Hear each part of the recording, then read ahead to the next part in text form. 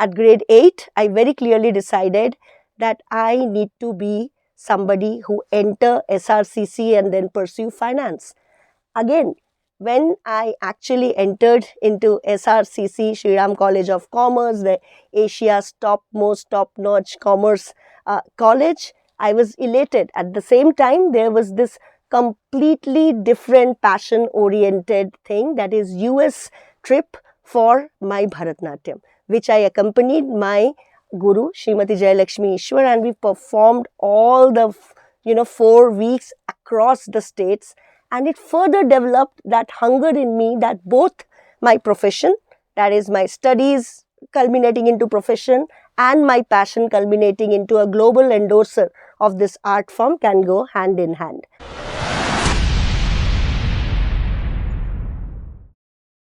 In every walk of life, when you meet someone or you consider someone successful, we should always know there are ethos, values, morals which are inculcated very deep into that person, maybe from the beginning of the life cycle. For me, I practically live the fact that any fine arts, or for that matter even sports, can very differently shape you if it is started at a tender age. I myself have always considered myself in terms of pursuing my passion as a Bharatanatyam and at the same time pursuing my profession as a finance and a business leader. At the same time, the second thing, or the moral ethos, values which was inculcated in me parallelly when I was growing up, say in a teenage and all, was clearly the fact that I never had to consider diversity, equality, inclusion as just a nomenclature. I had someone in my life who was completely making it absolute natural. And that is how at grade 8 itself, I made up my mind that no profession sees a gender. If there is a profession, say a finance leader at that time, I'm talking about when I was in 8th grade, it was maybe just starting of 90s. And I was very clear that if there is a profession where there is more men as a gender, I should definitely be there. And the third thing, that when I matured as a professional person, was completely in-depth getting inculcating in me is, while I was understanding different spectrum of multiple diverse industries, geographies, I kept on understanding a fact. No organization, no company whom we see as large organizations have not undergone difficult times. You always start an organization as an entrepreneur. Your board of directors, your shareholders, your huge revenue metrics, everything comes later. You start a company as an entrepreneur. And when you're an entrepreneur, you should have the resilience that there can be near-death experiences of your company. Let it be any. You people read, you know, it can be Ford, it can be General Motors, it can be any organization which has not experienced this kind of near-death experience, but they revived. They knew that at the end of the day, it is not the end game, and hence the entrepreneurial journey and got seeded when I was pursuing my profession as a finance leader. All these things, when you say ethos, morals, values, these are just names. Actually, these are inculcated by people in your life. And those people are somebody who silently kind of navigate your thought process, built it towards how you start experiencing those values in your day-to-day life. My mother, who is my motivator and mentor, Srimati Biswas, she kind of understood or saw a talent in me very early, maybe when I was 3 or 4. She saw that classical dance can really keep me a little less hyperactive, because I was very clearly a person who always wanted to do something.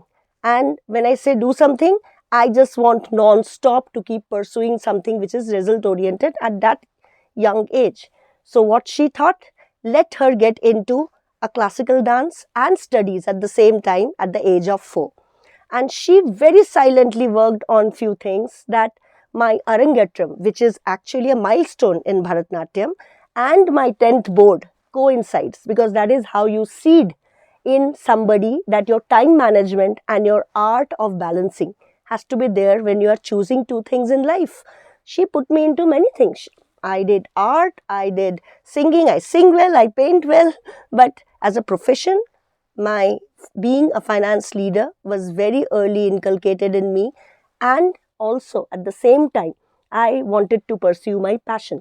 In fact, at grade 8 I very clearly decided that I need to be somebody who enter SRCC and then pursue finance. Again, when I actually entered into SRCC, Shri Ram College of Commerce, the Asia's topmost, top-notch commerce college, I was elated. At the same time, there was this completely different passion-oriented thing, that is US trip for my Bharatanatyam, which I accompanied my guru, Srimati Jayalakshmi Ishwar, and we performed all the 4 weeks across the states.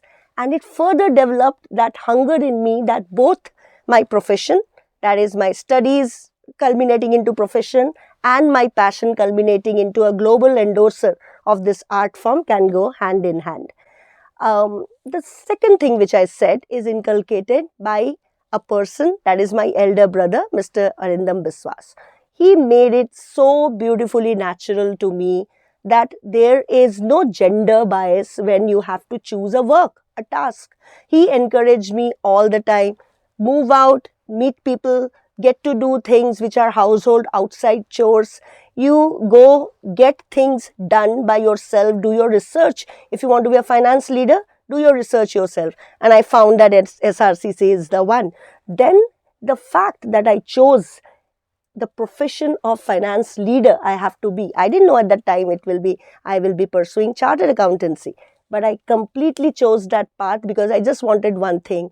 If it is dominated by one gender, I need to break that gender, because there is no gender bias in any walk of life that should be there.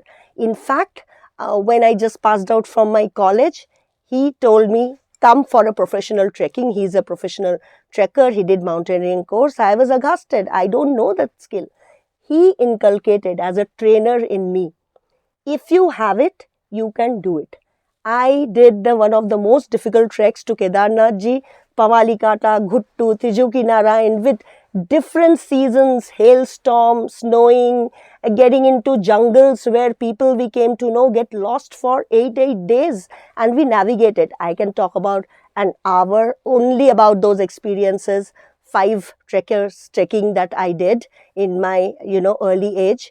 But that really helped me to understand that you just need to have the right mindset. There is no gender which can come, in front of you as a roadblock, and you don't need the specialization. You just need to have the intent. The third thing, which I called as my entrepreneurial thing, that came from my husband, Mr. Mohan Ramaswamy.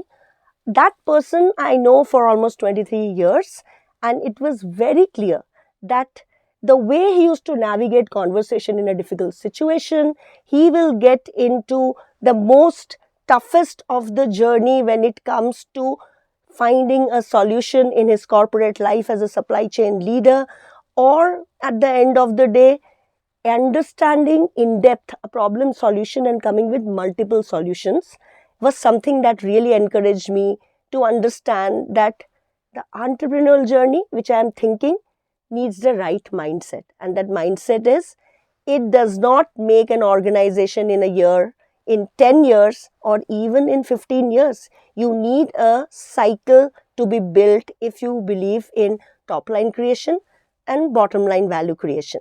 And that is exactly how I started my journey in terms of not only being a lead investor and a promoter of Terago Logistics. I ensured that I should come on the front seat as a co-founder and be shoulder to shoulder with the founder, my husband, and get into the finest of the dynamics where we make this integrated logistics solution at the end of the day a complete package which can help across the industries the problem solution of unit dynamics of a cost of a product should come down and should be more accessible to the customers. So that is how I think at the end of the day, these three values, morals, ethos, whatever you call it, these three people really came as the navigator, silently working on it, helping me climb up those stairs which helped me to be where I am.